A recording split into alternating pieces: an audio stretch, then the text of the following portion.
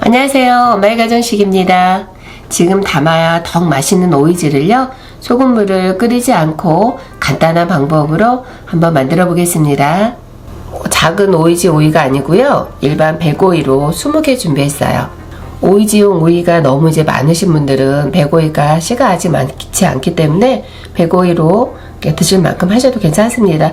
저도 오늘은 백오이로 한번 담가 볼 거예요. 오이는 상처가 나지 않도록 찬물에 한번 살살 씻었어요. 상처가 나면 오이지가 무르기 때문에 상처 나지 않도록 씻어주고요. 물기를 모두 다 닦아주세요.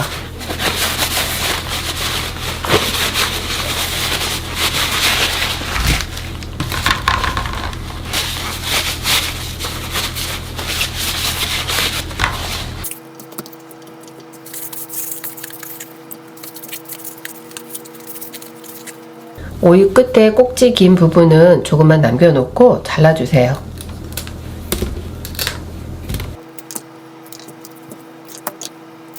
오이지 담을 통에 한번 담아 보겠습니다. 오이는 너무 두껍지 않고요, 길쭉하게 약간 작은 걸로 고르시면 좋을 것 같아요. 차례차례 통에다가 오이를 담아주세요. 많이 짜지 않은 오이지를 만들 거라 소금은 한 컵만 넣을 거예요. 한 컵 수북하게 굵은 소금이에요. 넣어주세요.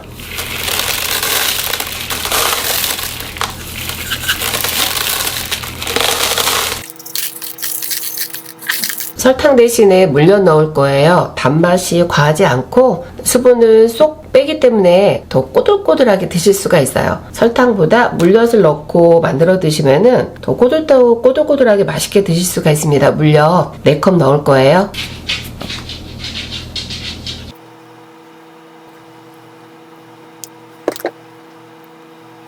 물엿 4컵 넣었어요.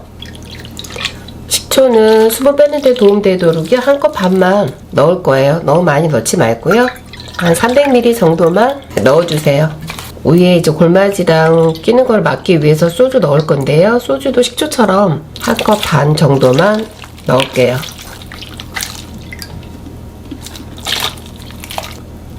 다 되었어요. 수분이 빠져나오지 않았기 때문에 중간에 위아래로 한 번씩 뒤집어 주고요. 이 상태로 상온에 실온에 한 5일 정도 놔두면은 꼬들꼬들 맛있는 오이지가 만들어질 겁니다.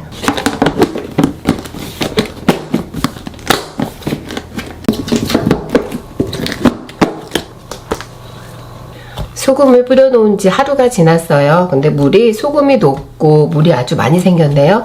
수분이 잘 빠지고 있는 것 같아요. 위에는 아직 이제 초록색이고 밑에 보면은 약간 노랗게 절여졌어요. 색깔이 많이 노래졌죠. 위아래를 한번 바꿔서 뒤집어 주세요.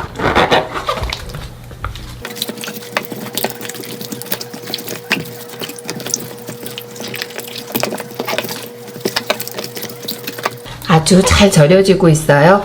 벌써 이렇게 수분이 많이 빠져서 이렇게 쪼글쪼글해졌어요. 이렇게 비틀어도 잘라지지도 않고 아주 잘 절여지고 있어요.